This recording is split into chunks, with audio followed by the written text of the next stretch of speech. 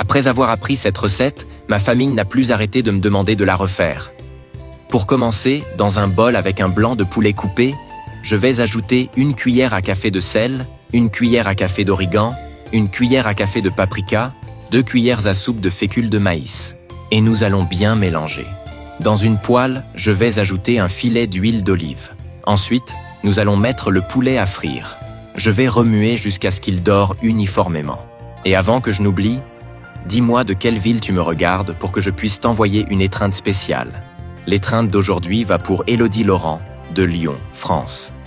Je suis très heureux que tu apprécies nos recettes. À ce stade, nous allons retirer la poêle du feu. Dans une autre poêle, je vais mettre un filet d'huile d'olive en veillant à bien l'étaler sur le fond.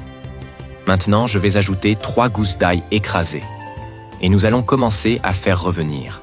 J'adore l'odeur qui commence à monter. Elle transforme toute la cuisine.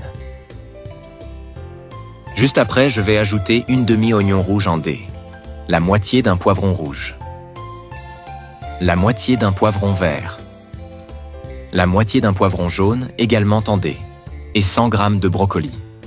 Nous allons continuer à faire revenir jusqu'à ce que les légumes dorent légèrement. Tu peux me croire, le résultat est incroyable. Ensuite, je vais ajouter une demi-tasse d'eau. Nous allons mélanger de nouveau pour garantir une cuisson homogène. Tout est en train de devenir exactement comme je le voulais.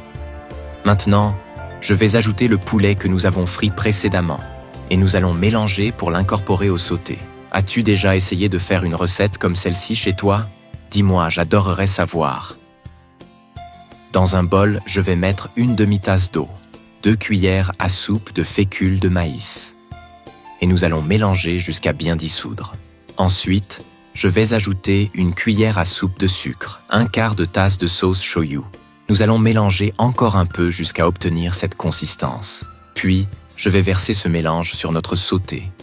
Ensuite, nous allons remuer pour garantir que les ingrédients s'intègrent parfaitement. J'aime vraiment cette partie, car c'est là que tout commence à se transformer pour de bon. Et même si c'est simple, si tu fais cela avec attention et soin, la saveur finale devient si bonne qu'il est impossible de n'en manger qu'une seule fois. À ce stade, je vais prendre des portions de ce délicieux plat que nous avons préparé et les placer dans une assiette.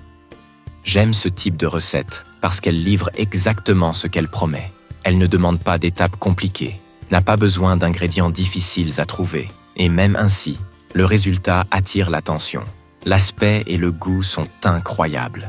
Je l'ai faite plusieurs fois et tous mes amis et ma famille adorent. Fais-la toi aussi chez toi et dis-moi ce que tu en penses.